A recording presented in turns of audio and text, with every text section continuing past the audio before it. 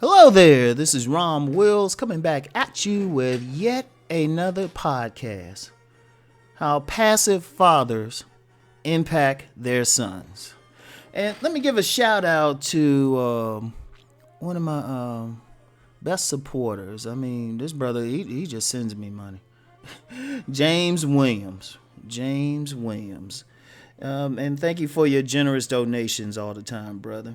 And he wanted me to address this issue, how passive fathers impact their son. I'm going to be real with y'all. I'm going to say something that some people might take offense to or controversial. Personally, I think it's better for a young man to have a single mother than it is to have a passive father. Let me say that again. I think it'd be better for a young man. I think he'll turn out better in life if he is the product of a single mother than having the parents together and is a passive father. Because usually if it's a passive father, that means the mother is the dominant person. Now, here's the issue with that. Here's the thing, because I know somebody will say, well, what's the difference between a man having a passive father versus not having a father at all, being raised by a single mother? Aren't both the women dominant? Not really, right? Because the reason why there's a difference is that when you have a single mother isn't always that dominant. In fact, you got a lot of single mothers out there who are basically just little girls, right? They had a baby or something. They might be living on state assistance. You have a lot of men. I'm one of them. That's how I know this. I'm one of them. You had a lot of little boys. They grew up with a mother who was, shall we say, not an adult, at least mentally. A lot of times what those boys would do, they are free to find their own role models. It could be a teacher. Some might join the military.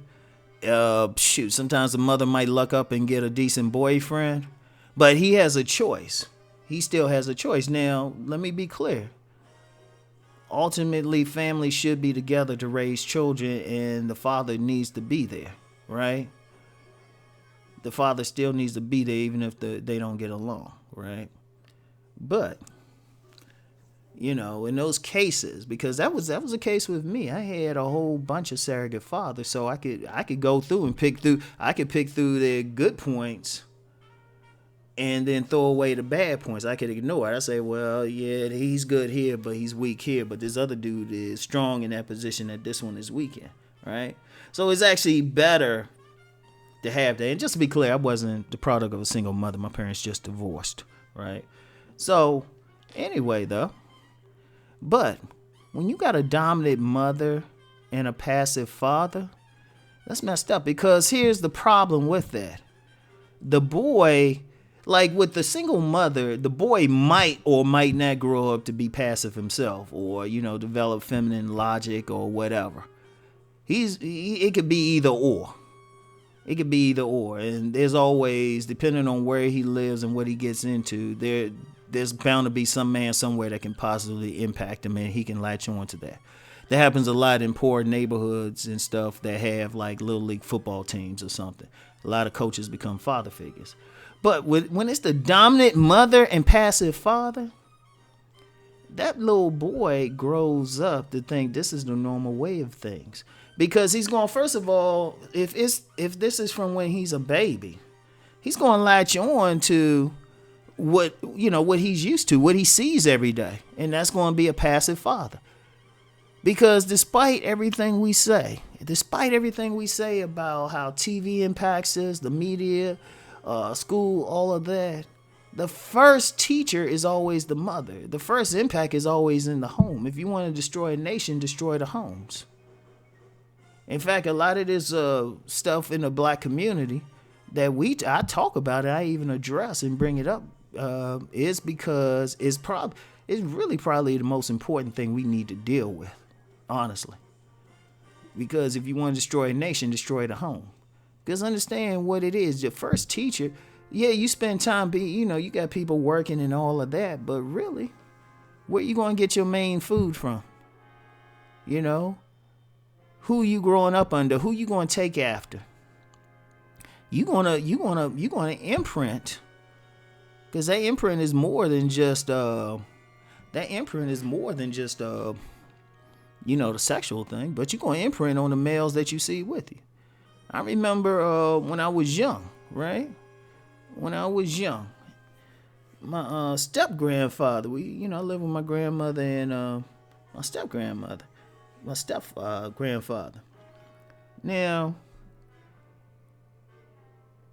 grandma could have a dominant personality, but step grandfather wasn't playing that shit, so it was an interesting dynamic. And he was very strong-minded on his own, right? So it was an interesting dynamic. But I remember, I went to school, all that stuff, kindergarten, but I remember something he used to do. He used to work as a security guard at the Pentagon, right? And I thought he was a cop or something. I later found out it was a Pentagon, but he used to have crisp, like his creases were so sharp, you could cut bread on his creases. They were so sharp. I mean, no lint, everything, because he used to own the cleaners. It's part of the way I got this hustle in me, because he was a hustler. But one of his jobs and stuff was working as a security guard. So he would straighten up, and while he was straightening his crease, I pretend to straighten my crease and stuff.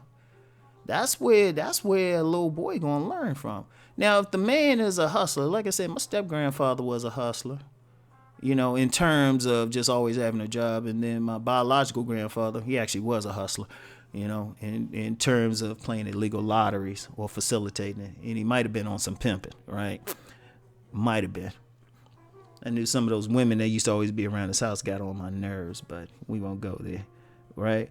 But, I'm imprinting on the men I'm seeing, I'm imprinting on them. Right? And I saw them running shit. Even when they were dealing with some strong-minded women in my family, they were the type. It was Rams clashing, but that's why I could deal with strong-minded women, because I learned how to deal with them. We didn't have weak men, right? But when you see that, you're like, oh, this is what you do. You're gonna learn first in the home. So when that little boy grow up, right? When that little boy grow up, he think this is a normal way of being. Because I'm going to tell you what. Think about what I said. A lot of people talk about the imprint as far, the womb imprint. As far as the woman having, a woman being imprinted by the first 3 men she has sex with. But the imprint is deeper than that. She actually subconsciously looked for somebody like her father, right? Now, that little boy growing up in a home with a passive father and dominant mother, right? Subconsciously, he's going to look for a dominant woman. Subconsciously. Right? He is going to look for a dominant woman. And that's just going to keep the cycle going again, right? That's all that's going to do. So the passive father, it's like, that's the worst thing. That is the worst thing. And I would say this to men. I would say this to any man. If you feel dominated by some woman, don't mess with it. Like, one of the few dudes I'd be ready to kick his ass when he ever got in my face with some shit. I'm serious. I know y'all be like, Rom, you always talking about hitting people. Nah, that's just when I believe in something, I'm just willing to go that far. Right? But this dude actually think it's a normal thing and actually promoted women being dominant, but couldn't figure out why he wasn't getting no pussy. And we had a bunch of us tell him, it's like, dude, don't mess with a dominant woman. Nah, it ain't nothing. It goes against nature. 2 things. That emasculates the man, and 2, the woman ain't gonna respect him anyway, and she will cheat with some thug who tell her, like, put on some handcuffs and whatever. Right? But as men, leave that alone. One, you compromising your own manhood. 2, you have boys, you only messing them up too. And I mean, seriously, that can, so you had that boy, it's like you dealing with a dominant woman. Shoot, that's what he gonna look for. And then you gotta deal with it twice.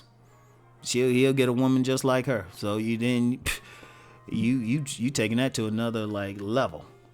So passive fathers, and when I say passive, even if the father don't live with the child, he needs to be strong-minded and show strength. No ifs, ands, and buts. Forget any political correctness or some of these women out here, even some men trying to feminize some men. Nah, the father gotta be. You can't have the passive thing. And any men out there, you don't have to comment. But any men out there, you realize you passive. You have some serious work to do. You got those balls, they gotta drop. So anyway, right, that's it for today. I'll talk to y'all later. Peace and blessings.